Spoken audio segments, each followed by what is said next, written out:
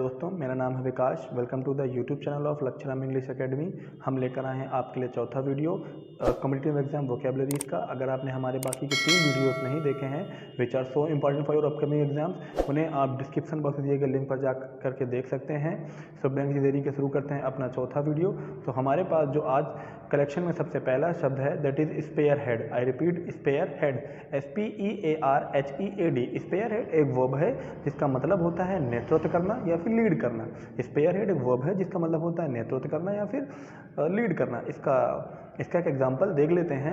I will not spear head any organization for 2 years। I repeat, I will not spear head any organization for 2 years। That means मैं 2 साल तक किसी भी संगठन का नेतृत्व नहीं करूंगा। तो उम्मीद करता हूँ स्पेयर हेड जो कि एक वर्ब है आपको समझ में आ गया होगा। इसका मतलब होता है नेतृत्व करना। चलिए बढ़ते हैं नेक्स्ट वर्ड की तरफ। तो हमारा जो नेक्स्ट वर्ड है दैट इज सो कॉमन, नेग्लिजियंस। आपने कई बार सुना और इसे पढ़ा होगा। नेग्लिजियंस, नेग्लिजियंस एक नाउन है जिसका मतलब होता है लापरवाही या असावधानी।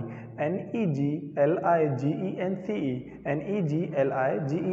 नेग्लिजियंस जो कि एक नाउन है जिसका मतलब होता है लापरवाही या फिर असावधानी। चलिए इसका भी एक उदाहरण देख लेते हैं।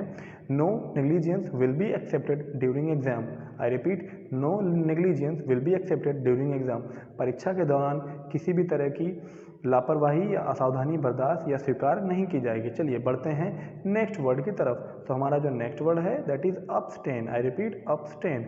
अब्स्टेन ABSTAIN। अब्स्टेन एक वर्ब है जिसका मतलब होता है अलग रहना या बचना, जिसे हम अवॉइड बोल सकते हैं इंग्लिश में। सो अब्स्टेन ABSTAIN जो कि एक वर्ब है जिसका मतलब होता है अलग रहना या बचना। चलिए इसका भी एक एग्जांपल देख लेते हैं। We should abstain from alcoholic drinks. I repeat, we should abstain from alcoholic drink. That means हमें एल्कोहलिक ड्रिंक्स से बचना चाहिए या अलग रहना चाहिए। चलिए बढ़ते हैं नेक्स्ट वर्ड की तरफ। तो हमारा जो नेक्स्ट वर्ड है that is fraudulent. I repeat, fraudulent FRADULENT। Fraudulent एक एडजेक्टिव है। आई रिपीट, फ्रॉडुलेंट एक एडजेक्टिव है जिसका मतलब होता है झूठी या फिर बेईमानी भरी, धोखेबाज वाली कोई भी चीज़। तो एक एडजेक्टिव है फ्रॉडुलेंट, FRADULENT। चलिए इसका एक एग्जांपल देख लेते हैं। I am not involve in any fraudulent deal. I repeat, I am not involve in any fraudulent deal. मैं किसी तरह के झूठे या फिर बेईमानी भरे सौदे में शामिल नहीं हूँ। उम्मीद करता हूँ फ्रॉडुलेंट और बाकी के 3 शब्द भी आपको समझ में आ गए होंगे। तो बढ़ते हैं नेक्स्ट वर्ड की तरफ। तो the next word is broach. I repeat, broach BROACH। Broach BROACH। Broach एक वर्ब है जिसका मतलब होता है, ब्रोच एक वर्ब है जिसका मतलब होता है किसी चर्चा में किसी विषय को उठाना या फिर उस विषय पर चर्चा करना, किसी नए विषय को उठाना। तो ब्रोच एक वर्ब है। इसका एक एग्जांपल देख लेते हैं। We should broach the food problem in front of principal. I repeat, we should broach the food problem in front of teacher. That means हमें प्रधानाचार्य के सामने फूड प्रॉब्लम का जो विषय है उसे उठाना चाहिए या उसके पर चर्चा करनी चाहिए। तो ब्रोच जो कि वर्ब है जिसका मतलब होता है विषय उठाना या फिर उस पर चर्चा करना। आपको समझ में आ गया होगा। तो बढ़ते हैं नेक्स्ट वर्ड की तरफ। तो हमारा जो नेक्स्ट वर्ड है that is allegation. I repeat, allegation. Allegation